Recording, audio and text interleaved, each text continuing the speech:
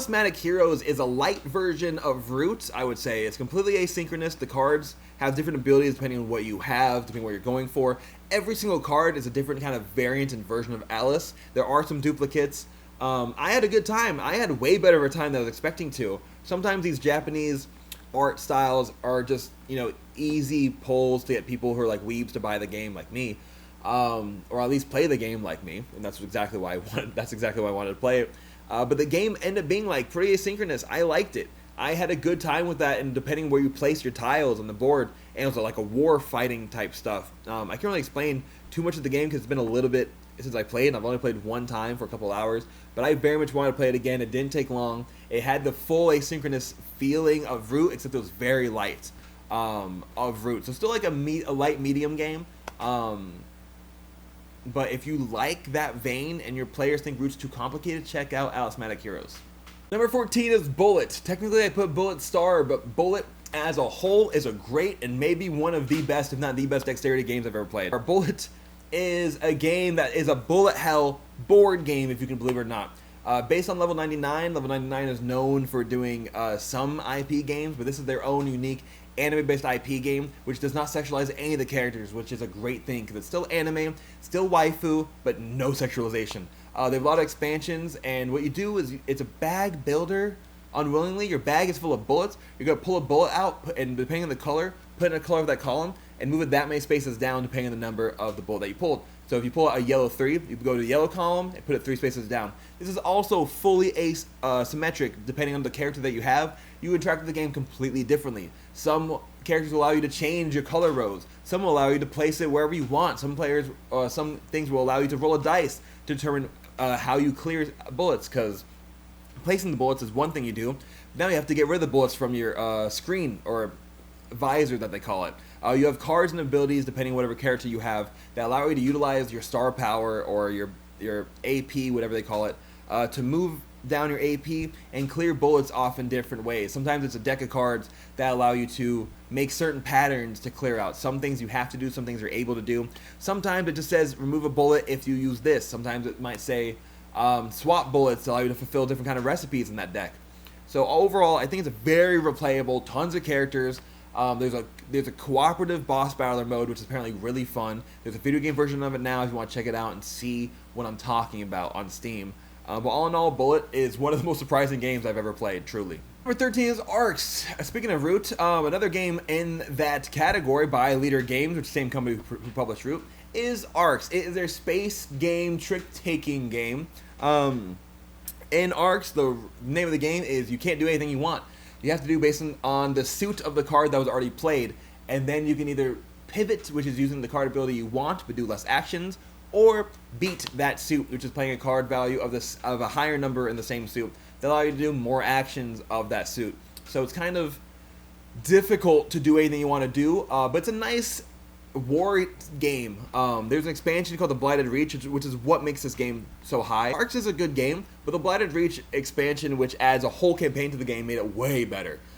It's more of a story. I think it's called they call it a space opera, and I very much believe that now, because I was in last place in the entire game. I died and got last place in every single level, and then the final stage of the game, I pull out a Hail Mary, switch my class, and I won the game. And I don't even count that as a win, but everyone else does, because that was a wild win. That was an insane last second, came down to the last pick win, and thank God that I hit it. Oh, it was so cool. Leader Games is an awesome company. I respect them a lot. I like the stuff they do. Their art style is very interesting. I don't like it all the time.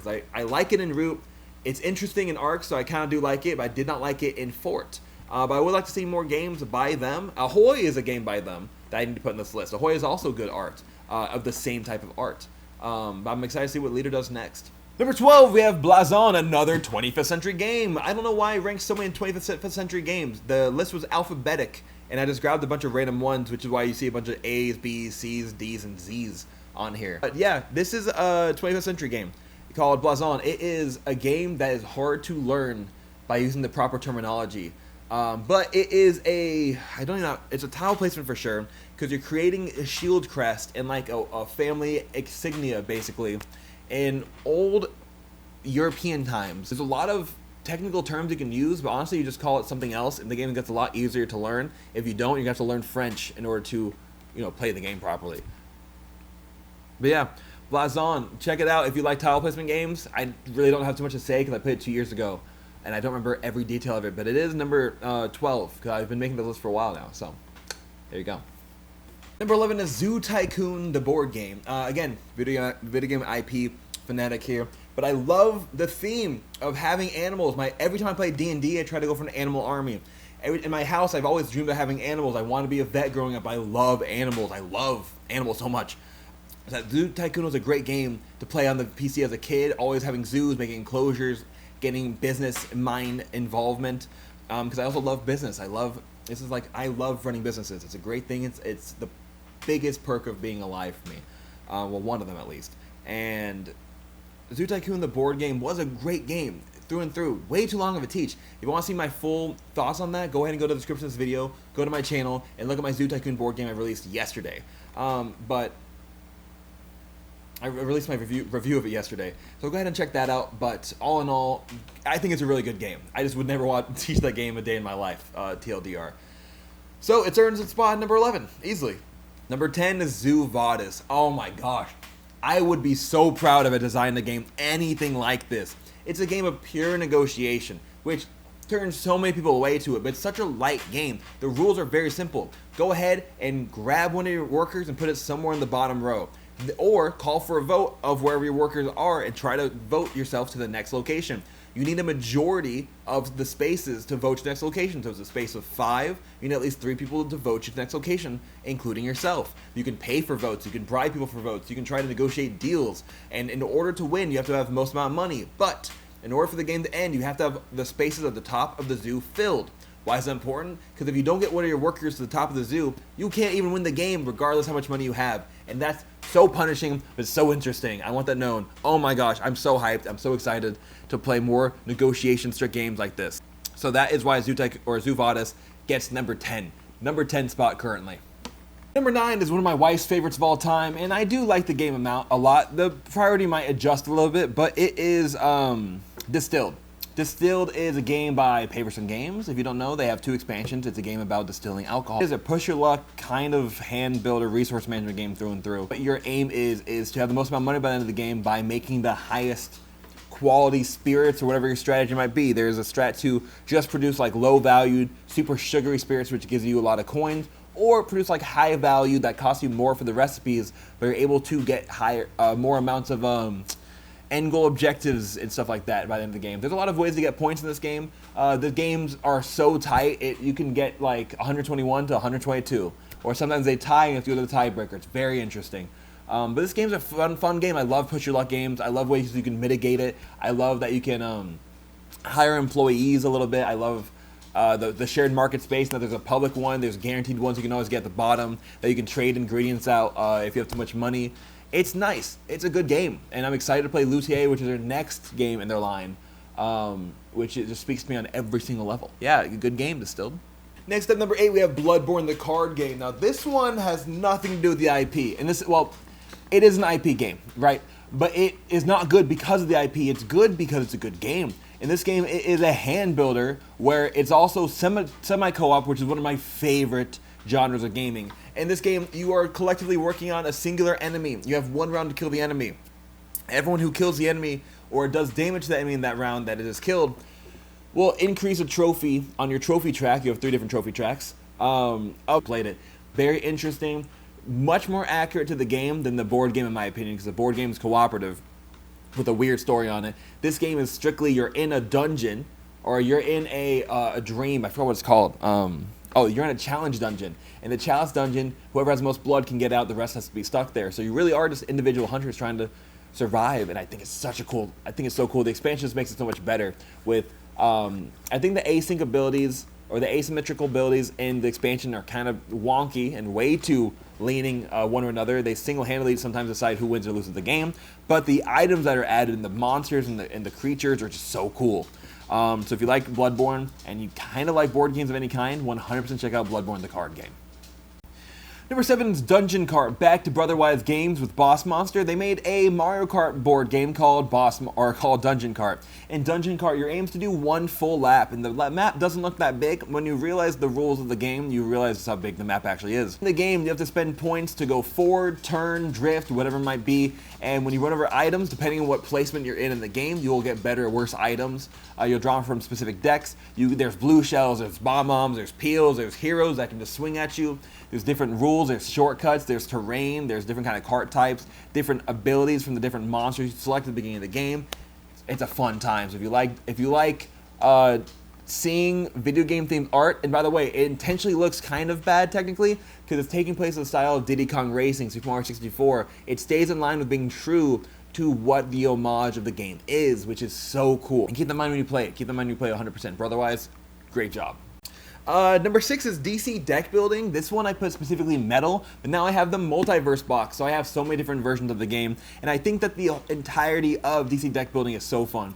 There's push your luck a little bit in the 1v1 rival section of DC deck building. There's Injustice, which is you're fighting in a free-for-all fight, but you're not going to get knocked out. Like, you get knocked out, but you don't lose the game. You're not player eliminating the game. There's Metal, where actually you're able to have multiple different kind of heroes, depending on who you rescue from the Batman Who Laughs. There's Teen Titans. There's so many different ways to play. I'm excited to play with Arkham Asylum, where you are the supervillains, and you're kind of fighting the superheroes, which is going to be such a cool twist on the DC deck building recipe they've been doing for like 12, 14 years now. DC deck building really is one of my favorite deck building games, and you'll see in the next pick why it's not my actual favorite deck building game. Number 5, Legend of Kora Pro Bending Arena. Now, we all know Legend of Kora sucked, but the best part of Legend of Kora was Season 1. Flame me in the comments, I don't care. Avatar Aang was peak. Kora lost every fight. How are we comparing these? Don't even. Aang in his prime would whoop half of Unalaq, wouldn't have happened. What's it called? He would have whipped it. Don't even get me started, bro. Anyways, Legend of Korra Season 1 was amazing, in a large part because of Pro Bending Arena. That was awesome. And in this board game, you're literally just playing exactly how the show does Pro Bending Arena. You got to knock out the other opponent off the arena. You hit them. You have to do tokens. And weirdly enough, it's a 1v1 fighting deck building game. You're laying traps for the other opponents. You're putting kind of elements in their space. You have to do 1-2 punches, combo with your team. Every team has a special ability. You can buy cards from your private deck pools to add to your deck. You'll draw 3 cards. You have to use all 3 cards. And you have to do the items in order, so you really have to be smart with how you're maneuvering the different abilities and the different kind of, where do I put my 3 punches? Do I pierce through his armor? It's so cool. And it is officially my favorite 1v1 game of all time. No competition, no joke, not even close. So if you like Avatar, the IP, Avatar: Last Airbender, the IP, if you like great 1v1 games, if you like good deck builders, if you like 1v1 combat, this game is a must for you.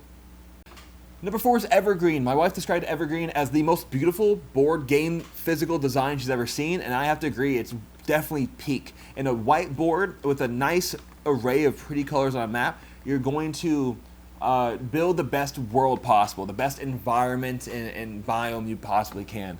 I want you guys to know that this game is very mind-melty, and the game gets shorter rounds as it goes on because the sun's going to be on top, and you want to collect sunlight with your trees because you want to have the best kind of trees. You play with a mushroom expansion. Mushrooms actually want to be in the shadow, so you got to build mushrooms in the shadow where they multiply and get higher points in value. And then big trees will block small trees, so you have to make sure where that goes. But if you do it like this, maybe in future turns you're not getting sunlight the right way, so you really have to be thinking on all 4 dimensions, which makes this game like a simple game that can be done. It's very complicated to win at, and I love it. It's so satisfying. I don't think I've ever won, but again, it's one of those games where you build stuff and you just feel good building and building on your world. It's just so satisfying. So that makes Evergreen my number 4 pick of all time right now. Number 3, we have Ark Nova. In Ark Nova, it's, I'm not gonna lie, just a better version of Zoo Tycoon, the board game. You're building a zoo as well. But in Zoo Tycoon, the goal is to be the best business and the best zoo. In Ark Nova, your goal is to be the best person. You know what I mean? You want to be the best. You want to give the most amount of conservation points. Or get the most kind of conservation points by giving your animals away to freedom, letting them roam. You want to be able to place them in the right kind of environment, the right habitats. You want to give them the right amount of enclosure space. They don't track happiness like in Zoo Tycoon because they just assume when you put it in there, you did it right and they're already happy. So they give you just everything you need from the card. The game is pretty heavy, not super heavy. It's definitely like a higher than a medium heavy game. I just call it kind of a heavy game. It's like a 3.8. I think. Maybe like a 4, technically. In this game, you want to use your actions properly, because depending on when you use your actions, other actions will get stronger. You have numbers 1, 2, 3, 4, and 5. When you use a 4, you're going to use that action as an action strength of 4, and then move it to the back of your line, and then the actions below it will get stronger. So you want to be able to utilize everything properly, and then kind of try to stay using actions at 5, the strength, as much as you can until you can't anymore. So timing's very important in this game. Positioning is also very important in this game. There's almost no player interaction except for the shared board space where you grab cards and the card layout. And the fact that depending when you break, you can actually hurt someone else or help everyone by giving them more income. Breaking comes from gaining cards in various different formats, and when you go on a coffee break, everyone's going to discard their hand down to like their hand size, whether it's 5 or 7 cards depending on where you're at in the game. You're going to gain income for your zoo, and then you're going to kind of wipe the shared board space and get more cards than that. And altogether, I think it's a great game. It really is a great game. Number 3 is a very fair placement for this game, I would say. I would be surprised if I added more games and it did not stay number 3. And yeah, that's where I'm at right now. So Ark Nova, number 3 game currently, maybe of all time. Number 2 is Azul. Now it's weird to have this game, but I really do love this game. It's a great game that I actually played wrong for the first like 2 years, and someone taught it to me recently. And luckily, I've been trying to play with them for a long time in my gaming group, and luckily I did because they finally taught it to me properly. Azul is a nice tile placement game where you're going to score a lot of points depending on when you put the tiles on the board. So the faster you do it, the more points you can score. However, if you do it in the right order, you can score even more points. And the way I played this game, it really depends on who you play with and their mentality, but all in all, I think it's cool to utilize the board in the sense where like you play till all the tiles are gone. It doesn't matter what you want, because you can get negative points by picking up tiles you really don't want, which is interesting. Also, depending on how many spaces are left in your row, it's like, do I want to push it and try to get it filled, or do I want to wait and just see if I can get a better position later? It's cool. I really did like Azul. I haven't played the other expansions and variants, but I definitely should, considering how much I like this game. I don't think it's going to stay number 2 spot of all time. I might move that down a little bit, but all in all, I think it's a great game. And number 1, we have what will most likely stay my favorite game of all time until a new game comes out. I don't think a game exists that's my favorite game other than this game. It is Andromedas Edge, and I have the deluxe edition. Cardboard Alchemy, as I said like 3 times this list. They're great people. They saw my review of this game. They said, you like it, you don't have it, you're doing free events, here's a copy. And they sent me a deluxe edition. I did not expect a deluxe edition. This was like a $250 game. I'm hoping I get a reviewer copy of the expansion, because I'd love to make more content on Andromeda's Edge. But all in all, I think if anyone's talking about Andromeda's Edge more than me, they gotta show it to me, because honestly, I don't know anyone who could speak about this game more than me. So, as I said, as I review more games, I'm going to add probably about 25 games a week into my listing. I want to get more and more games to give you guys a sense of the games I enjoy and what games goes where. So do me a favor and subscribe if you want to see more listings.